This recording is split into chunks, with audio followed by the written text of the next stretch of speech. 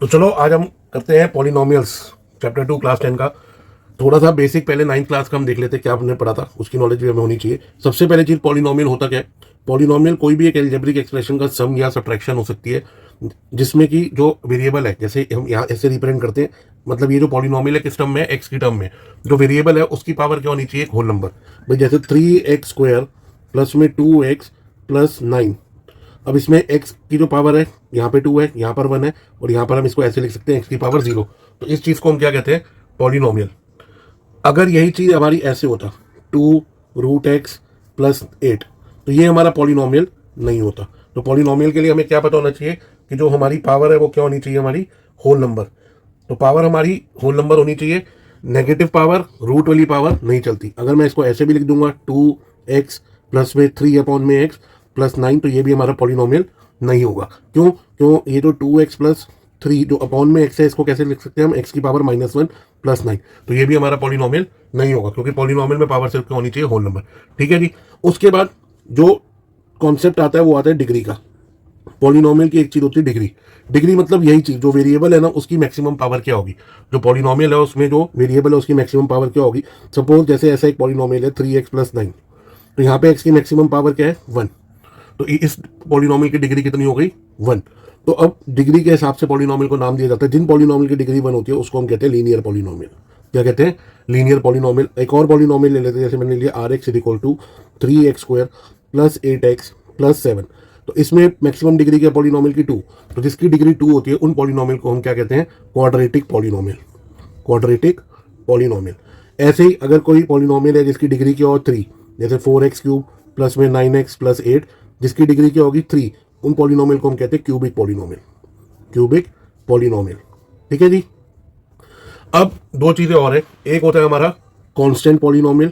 Constant polynomial का मतलब क्या है, जिसकी डिग्री क्या हो 0। कांस्टेंट पॉलिनोमियल का मतलब क्या है, जिसकी डिग्री क्या हो 0। सपोज मेरे को एक पॉलिनोमियल दे दिया सीधा सीधा rx इक्वल टू 3, तो इसमें x तो है नहीं वेरिएबल। ये ब्रैकेट में जो चीज होती है ये बताता है किसके क्या वेरिएबल है। तो x तो है नहीं, तो ये हो गया x की पावर 0। तो ऐसे पॉलिनोमियल को क्या कहते हैं हम, कांस्टेंट पॉलिनोमियल, जिसकी डिग्री क्या होती है 0। और लास्ट टाइप का पॉलिनोमियल आता है, उसको हम कहते हैं जीरो पॉलिनोमियल। जीरो पॉलिनोमियल मतलब जिसमें कोई भी टर्म ना हो, कुछ भी ना हो, उसको हम कहते हैं जीरो पॉलिनोमियल। जैसे उससे सीधा सीधा एक होता है QX इक्वल टू 0। इसकी कोई डिग्री नहीं होती, नो डिग्री। जीरो पॉलिनोमियल की कोई डिग्री नहीं होती। ठीक है जी। तो ये हमारे बेसिक्स थे 9th के, हमने एक बार देख लिए। अब हम चलते हैं पॉलिनोमियल की नेमिंग एक और देख लेते हैं, उनमें कितनी टर्म्स हैं। अगर मेरे को एक पॉलिनोमियल दे रखा है, suppose px equal to 3x, तो ये इसमें एक ही टर्म है, जिसमें एक टर्म होती है, ऐसे पॉलिनोमियल को हम कहते हैं मोनोमियल। ठीक है, मोनोमियल। ऐसा पॉलिनोमियल जिसमें दो टर्म हो, जैसे 4x प्लस 9, ऐसे पॉलिनोमियल को हम कहते हैं बाइनोमियल। और ऐसा पॉलिनोमियल जिसमें तीन टर्म हो, जैसे 4x³ प्लस में 8x प्लस 7, ऐसे पॉलिनोमियल को हम कहते हैं ट्राइनोमियल। तो ये हमारे टाइप्स ऑफ पॉलिनोमियल है। एक डिफरेंशिएशन है उनकी डिग्री के हिसाब से, और एक डिफरेंशिएशन है उसमें नंबर ऑफ टर्म्स के हिसाब से। तो ये हमारा कॉन्सेप्ट था किसका, पॉलिनोमियल का। अब पॉलिनोमियल के बाद जो इसमें नेक्स्ट कॉन्सेप्ट आता है हमारा 10th क्लास में, वो आता है जीरोस का, कि पॉलिनोमियल के जीरोस क्या होते हैं। क्या आता है concept, zeros of a polynomial. Zeros of a polynomial. ठीक है, तो हमें ये सीखना है कि जीरोस ऑफ का मतलब क्या है। जीरोस वो वैल्यू होती है हमारे वेरिएबल की, जैसे मेरे को एक पॉलिनोमियल दिया हुआ है px equal to 3x minus 5। तो इस पॉलिनोमियल का जीरोस वो वैल्यू होगी x की, कौन सी, जो मैं अगर x की जगह डाल दूं तो मेरे px की वैल्यू क्या हो जाए, 0। तो जीरोस वो वैल्यू है हमारे x की, जो मैं अगर x की जगह डाल दूं तो मेरा px की वैल्यू क्या आ जाए, 0। तो मैं कैसे निकालूंगा, मैं कहूंगा फॉर जीरोस।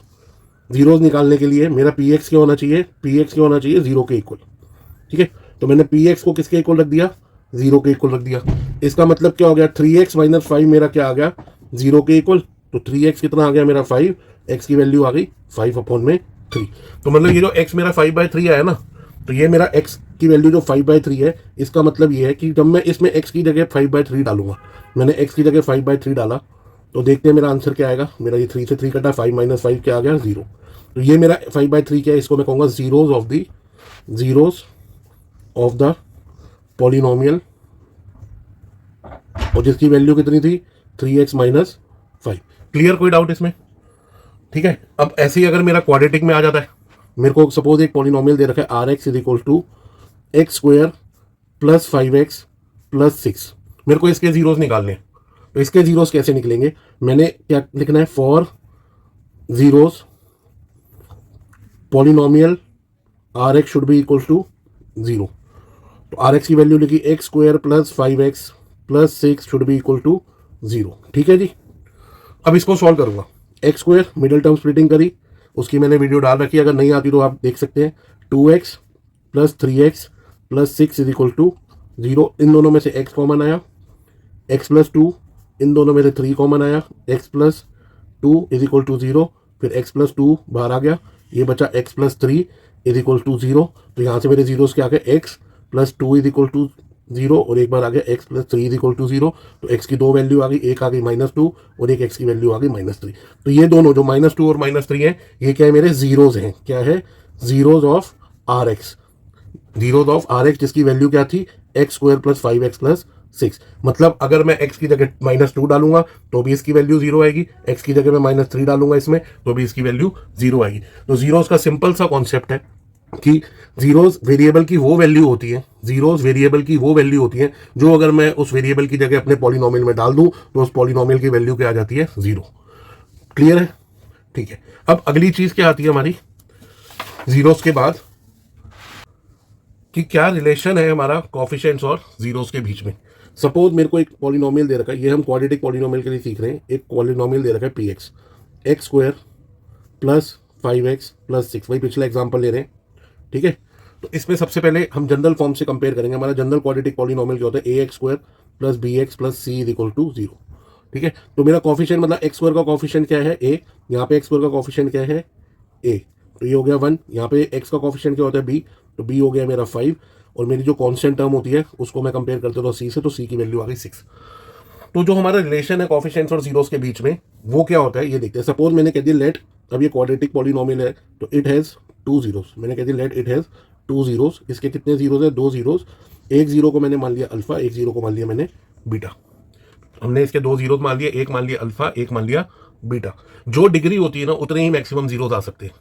तो मैंने इसको एक को क्या मान लिया अल्फा और एक को क्या मान लिया बीटा। तो मेरा सम ऑफ जीरोस क्या हो जाएगा, अगर मैं दोनों जीरोस को ऐड कर दूंगा तो सम ऑफ जीरोस क्या हो जाएगा, अल्फा प्लस बीटा। और मेरा जो प्रोडक्ट आ जाएगा दोनों जीरोस का, वो क्या आ जाएगा, product of zeros alpha into beta. तो जो रिलेशन होता है वो रिलेशन ये होता है कि जो सम ऑफ जीरोस है वो किसके इक्वल होगा, -b/a के। b मतलब कोएफिशिएंट ऑफ x और a मतलब कोएफिशिएंट ऑफ x स्क्वायर। और प्रोडक्ट जो होगा वो किसके इक्वल होगा, कांस्टेंट टर्म c/a के। कांस्टेंट टर्म c अपॉन में a हमारा x स्क्वायर का कोएफिशिएंट। अब इसको वेरीफाई कर लेते हैं कि ऐसा होता है कि नहीं होता, तो चेक करते हैं। तो मेरा क्या था, ये polynomial x square plus 5x plus 6। अभी हमने इसको पीछे सॉल्व करा था, फिर से देख लेते हैं। X square plus 2x plus 3x plus 6 लिख दिया इज इक्वल टू 0 के इक्वल। तो ये x प्लस 2 आ गया, प्लस 3 इंटू एक्स प्लस 3 आ गया इज इक्वल टू 0 2। तो ये आ गया x प्लस 2 एक्स प्लस 3। जैसे पीछे सॉल्व करता सेम वही स्टेप्स। तो x कितना आ गया, -2 और -3। इनमें से किसी को भी अल्फा मान सकते हैं हम, किसी को भी बीटा मान सकते हैं। अब देखते हैं सम क्या है। सम ऑफ जीरोस मतलब अल्फा और प्लस बीटा। तो सम कितना हो गया, -2 प्लस -3। तो ये कितना आ गया, -2 -3 मतलब -5। प्रोडक्ट देख लेते हैं, अल्फा बीटा मतलब -2 इंटू -3 कितना आ गया, -2 इंटू -3 प्लस 6। मतलब जो जीरोस का सम है वो कितना आना चाहिए, -5, और प्रोडक्ट कितना है हमारा 6। अब इस फॉर्मूले से देख लेते हैं, हमारा इस फॉर्मूले से सम ऑफ जीरोस कितना आ रहा है, -b/a मतलब b क्या था 5, तो -5/a कितना है 1। तो सम ऑफ जीरोस कितना आ गया मेरा, -5। यहाँ पे भी सम ऑफ जीरोस कितना आ रहा था, -5। प्रोडक्ट ऑफ जीरोस देख लेते हैं। प्रोडक्ट ऑफ जीरोस क्या है, c/a क्या है, c नीचे a। इसमें c कितना था हमारा 6, तो 6 और a कितना है हमारा 1, तो कितना आ गया 6/1। तो सम ऑफ जीरोस कितना है, -5। यहाँ पे सम ऑफ जीरोस कितना आया था, -5। जब हमने जीरोस को निकाल के एक्चुअली कैलकुलेट करा, यहाँ पे प्रोडक्ट ऑफ जीरोस क्या आ रहा है, c/a। यहाँ पे प्रोडक्ट ऑफ जीरोस क्या है 6 और यहाँ पे भी क्या है 6। तो ये हमारा वेरीफाई हो गया। तो एक तरीका तो क्या है, हम सम और प्रोडक्ट यहाँ से निकाल सकते हैं डायरेक्ट, क्या फॉर्मूला यूज करके कि सम क्या होता है -b/a, प्रोडक्ट क्या होता है c/a। और एक हमारा तरीका क्या है, मैं पूरा उसको सॉल्व करूं, उसके जीरोस निकालूं और जीरोस निकाल के दोनों के जीरोस को ऐड करूं और दोनों के जीरोस को मल्टीप्लाई करूं, तो दोनों केसेस में वो सेम आएंगे। इसको कहते हैं, अगर ये सेम आ जाते तो हम कहते हैं कि हमारा रिलेशन वेरीफाई हो गया। तो यहाँ पे हमने क्या सीखा है कि जो सम ऑफ जीरोस होता है एक क्वाड्रेटिक पॉलिनोमियल का, वो किसके इक्वल होता है, माइनस बी ओवर ए, जिसमें कि बी क्या है हमारा कोफिशिएंट ऑफ एक्स और ए क्या है हमारा एक्स स्क्वायर का कोफिशिएंट, और जो प्रोडक्ट है वो क्या होता है सी ओवर ए, जिसमें सी क्या है हमारे क्वाड्रेटिक पॉलिनोमियल की कांस्टेंट टर्म और ए क्या है हमारा एक्स स्क्वायर का कोफिशिएंट। ठीक है जी। अब इसमें जो लास्ट टॉपिक है वो ये है कि अगर आपको जीरोस दे रखे हो, सपोज हमें जीरोस दे रखे, सेम एग्जांपल ले रहे हैं, मैंने कह दिया suppose we are given that कि the zeros of a polynomial are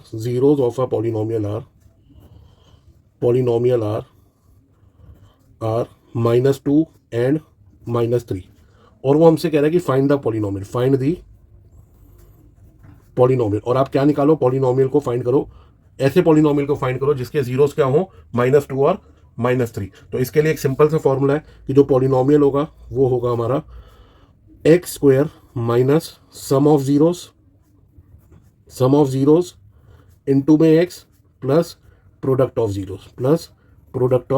zeros, ये हमारा पॉलिनोमियल होता है। क्या फॉर्मूला है कि x square minus sum of zeros, जो सम ऑफ जीरोस आएगा उनको एक्स से मल्टीप्लाई कर देंगे और क्या ऐड कर देंगे उसमें, प्रोडक्ट ऑफ जीरो। तो जैसे हमें यहाँ पे जीरोस क्या दे रखे थे, -2 और -3, तो सम ऑफ जीरोस क्या हो गए, सम ऑफ जीरोस क्या आ गया हमारा, सेम दे रहे हैं -2 प्लस -3, तो कितना आ गया sum of zeros, -5। Product of zeros क्या आ गया, प्रोडक्ट ऑफ जीरोस आ गया हमारा -2 इंटू -3 मतलब 6। तो मेरा इस फॉर्मूले के अकॉर्डिंग पॉलिनोमियल क्या हो गया, p x is equal to x square minus sum of zeros क्या आया था, -5, तो मतलब -5 इंटू एक्स, इसको एक्स से मल्टीप्लाई कर दिया, प्लस प्रोडक्ट क्या था 6। तो मेरा पॉलिनोमियल क्या आ चुका है, x square plus 5x plus 6। ठीक है जी। तो ऐसे हम कैलकुलेट कर लेते हैं क्या पॉलिनोमियल क्या हो सकता है अगर हमें जीरोस दे रखे हो। तो जीरोस का हम क्या निकाल लेंगे, सम निकाल लेंगे, जीरोस का हम प्रोडक्ट निकाल लेंगे, और फिर ये हमारा फॉर्मूला लगा देंगे कि required polynomial is x square minus sum of zeros into x plus product, क्या x square minus sum of zeros into x plus product of zero. ठीक है जी। यही कॉन्सेप्ट है जो हमारे पॉलिनोमियल चैप्टर क्लास 10th में यूज होना है। अगर ये कॉन्सेप्ट आपको क्लियर हो गया तो आप कोई भी क्वेश्चन कर सकते हो। इसके बाद हम करेंगे एक्सरसाइज के क्वेश्चंस। ठीक है जी।